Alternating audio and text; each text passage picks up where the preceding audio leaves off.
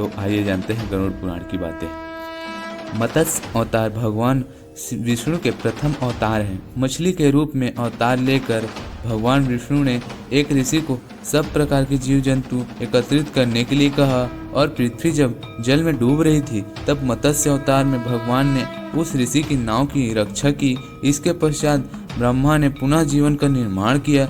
एक दूसरी मान्यता के अनुसार एक राक्षस ने जब वेदों को चुराकर सागर की अथाह गहराई में छुपा दिया तब भगवान विष्णु ने मत्स्य रूप धारण करके वेदों को प्राप्त किया और उन्हें पुनः स्थापित किया। मत्स्य अवतार की कथा। एक बार ब्रह्मा जी की असावधानी के कारण एक बहुत बड़े दैत्य ने वेदों को चुरा लिया।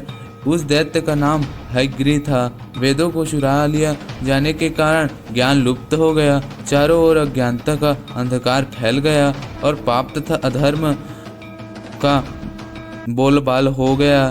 तब भगवान विष्णु ने धर्म की रक्षा के लिए मत्स्य रूप धारण करके हयग्रीव का वध किया और वेदों की रक्षा की। भगवान ने मत्स्य का रूप किस प्रकार धारण किया, इसकी विस्मयकारिणी कथा इस प्रकार है। कल्पपांत के पूर्व एक पुण्यात्मा राजा तप कर रहा था। राजा का नाम सत्यव्रत था। सत्यव्रत पुण्यात्मा था ही बड़े उदार हृदय का भी था। प्रभात का समय था, सूर्योदय हो चुका था। सत्यव्रत कृतमाला नदी में स्नान कर रहा था। स्नान करने के पश्चात जब तर्पण के लिए अंजलि में जल लिया तो अंजलि में जल के साथ एक छोटी सी मछली भी आ गई।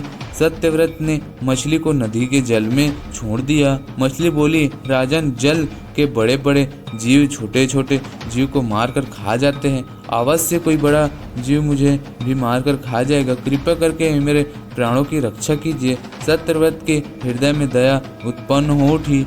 उसने मछली को जल से भरे हुए अपने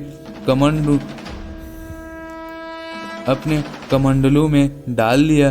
तभी एक आश्चर्यजनक घटना घटी। एक रात में मछली का शरीर इतना बड़ा हो गया कि कमंडलू के उसके रहने के लिए छोटा पड़ने लगा।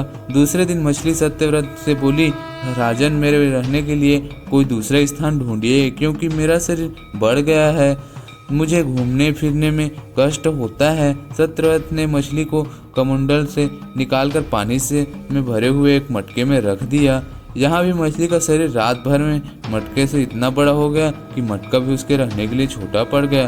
दूसरे दिन मछली पुनः सत्यव्रत से बोली, राजन, मेरे रहने के लिए कहीं और प्रबंध कीजिए क्योंकि मटका भी मेरे रहने के लिए छोटा पड़ रहा है।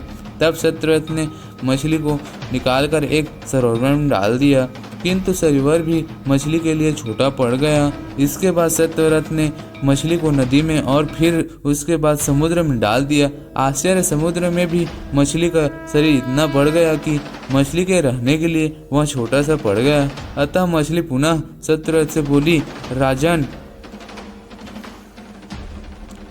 यह समुद्र भी मेरे रहने के लिए उपयुक्त नहीं है। मेरे रहने की व्यवस्था कहीं और कीजिए।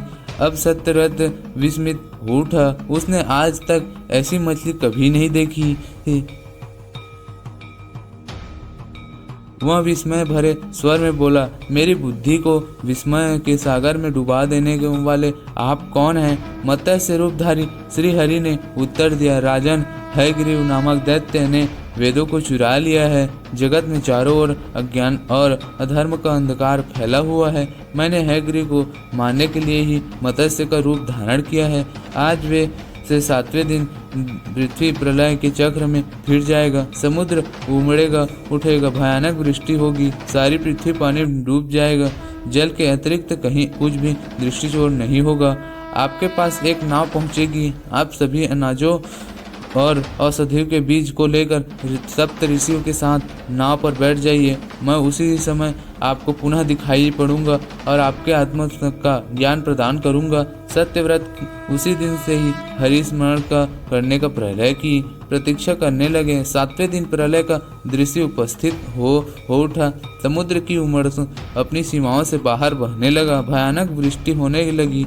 थोड़ी ही देर में सारी पृथ्वी पर जल ही जल हो गया। संपूर्ण पृथ्वी जल में समा गई। उसी समय एक नाव दिखाई पड़ी। सत्यव्रत सप्त ऋषि के साथ उस पर बैठ गए। उन्होंने नाव के ऊपर संपूर्ण अनाजों और औषधियों के बीज भी रख लिए। नाव प्रलय के सागर में तैरने लगी। प्रलय के उस समय में उस नाव के अतिरिक्त कहीं भी कुछ भी नहीं दिखाई दे रहा था। सहसा मत्स्य रूपी भगवान प्रलय के सागर में दिखाई पड़े। सत्यव्रत और सप्त ऋषि गण मत्स्य रूपी भगवान की प्रार्थना करने लगे। भगवान से आत्मज्ञान पाकर सत्यव्रत का जीवन धन्य हो उठा।